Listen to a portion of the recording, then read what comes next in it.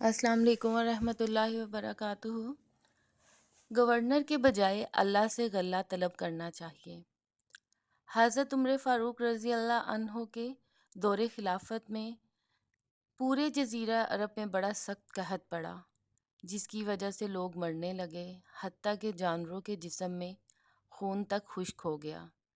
حضرت عمر رضی اللہ عنہ کو اطلاع ملی کہ مصر میں اناج و غلہ کی پیداوار خوب ہو رہی ہے۔ آپ نے وہاں کے گورنر حضرت عمر بن العاص رضی اللہ عنہ کو خط لکھا کہ یہاں حجاز میں غلہ کی کمی ہے اور مصر میں اس کی فراوانی ہے، اس لیے تم یہاں والوں کے لیے غلہ روانہ کرو۔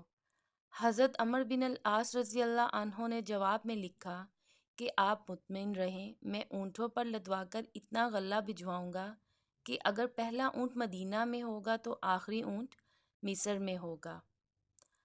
غلہ آیا اور حضرت عمر رضی اللہ عنہ نے اس کو تقسیم کر دینے کا حکم فرمایا اور لوگ آ کر غلہ لے جا رہے تھے۔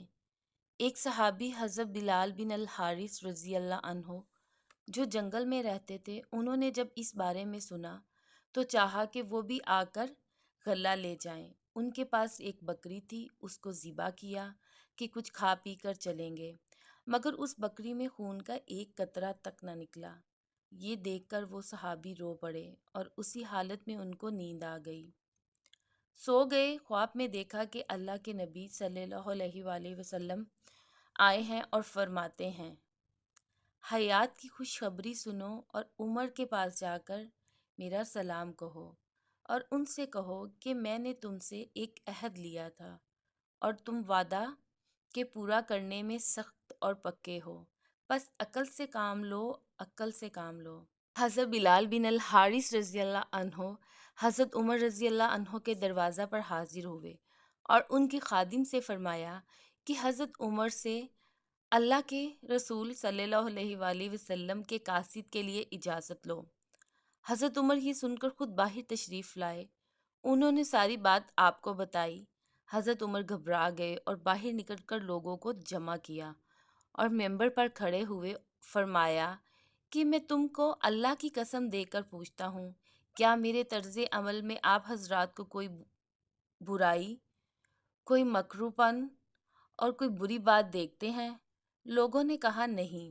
حضرت عمر رضی اللہ عنہ نے صورتحال بیان کی تو بعض صحابہ نے کہا، آپ کی غلطی یہ ہے کہ آپ نے قحط سالی کے اس موقع پر اللہ سے مانگنے کے بجائے اپنے گورنر سے غلہ طلب کیا اور اللہ تعالیٰ سے استسقا نہیں کیا۔ یہ بات آپ صلی اللہ علیہ وآلہ وسلم کو پسند نہیں آئی اور اس پر آپ کو تنبیہ کی گئی ہے۔ حضرت عمر رضی اللہ عنہ نے فرمایا کہ ہاں، یہی بات ہے۔ پھر آپ نے نماز استسقا پڑھی اور نبی اکرم صلی اللہ علیہ وآلہ وسلم کے چچا حضرت عباس رضی اللہ عنہ کا واسطہ دے کر اللہ سے دعا فرمائی۔ اتنے میں لوگوں نے دیکھا کہ بادل منڈلا رہا ہے اور پھر بارش ہونے لگی۔ اللہ حافظ۔